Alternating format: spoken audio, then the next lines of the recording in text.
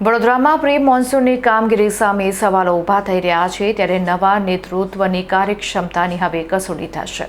હાલ ઉનાળાની સિઝન તેના અંતિમ ચરણમાં છે અને ચોમાસાનું આગમન નજીક છે. ત્યારે વડોદરા કોર્પોરેશનની પ્રી મોન્સૂન કામગીરી સામે સ્થાનિકોમાં અનેક સવાલો ઉઠી રહ્યા છે. હવામાન વિભાગ દ્વારા આગામી દિવસોમાં વરસાદની આગાહી કરવામાં આવી છે, જેને પગલે શહેરના વિવિધ વિસ્તારોમાં વરસાદી કાંસ અને સ્ટોર્મ વોટર ડ્રેનેજની સફાઈની ધીમી ગતિ ચિંતાનો વિષય બની છે. ખાસ કરીને નિઝામપુરા જેવા વિસ્તારોમાં વરસાદી કાંસ હજી પણ કચરાથી ભરાયેલા જોવા મળી રહ્યા છે. સ્થાનિક નાગરિકોનો આક્ષેપ છે કે જો અચાનક ભારે વરસાદ ખાબકશે તો પાણીના નિકાલમાં મોટી રૂકાવટ આવશે અને રહેવાસીઓને ભારે હાલાકી ભોગવવી પડશે. બીજી તરફ મ્યુનિસિપલ કોર્પોરેશન દ્વારા દાવો કરવામાં આવી રહ્યો છે કે કેચપીટ, મેઇન હોલ અને ડ્રેનેજ લાઇનની સફાઈ યુદ્ધના ધોરણે ચાલુ છે અને ચોમાસા પહેલા તમામ કામગીરી પૂર્ણ કરી દેવાશે.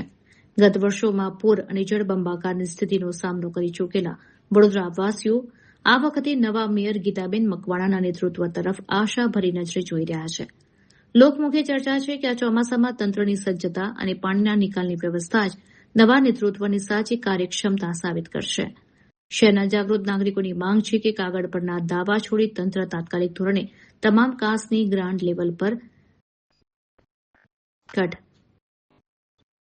શહેરના જાગૃત નાગરિકોની માંગ છે કે કાગળ પરના દાવા છોડી તંત્ર તાત્કાલિક ધોરણે તમામ કાંસની ગ્રાઉન્ડ લેવલ ઉપર સફાઈ કરાવે, જેથી વડોદરા ફરી એકવાર વેનિસ બનતા બચી શકે.